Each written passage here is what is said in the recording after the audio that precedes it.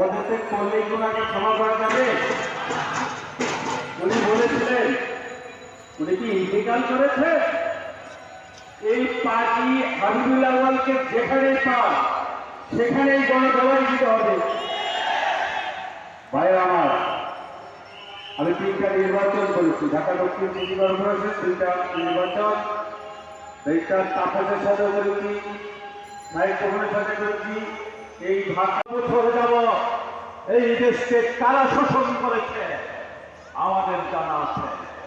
পুনরায় আবার যদি তাদেরকে ক্ষমতায় আনা হয়, তাদের সহযোগীদেরকে যদি ক্ষমতায় আনা হয়, তাহলে আবার ফ্যাসিস্ট আওয়ামী লীগের মতো সরকার সৃষ্টি হবে। আমাদের ব্যাংকগুলোর টাকা শূন্য হয়ে যাবে, মানুষ ক্ষুধার্ত থাকবে, দুর্নীতি হাহাকার হবে, সন্ত্রাস হবে, লুটতরাজ হবে।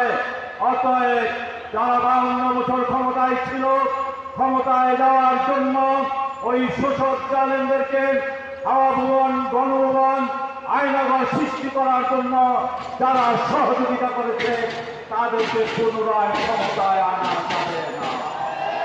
অতএব ক্ষমতায় আনতে হবে দেশপ্রেমিক, পরেজগার, মুত্তাকি, ইসলাম প্রিয় নেতাদেরকে।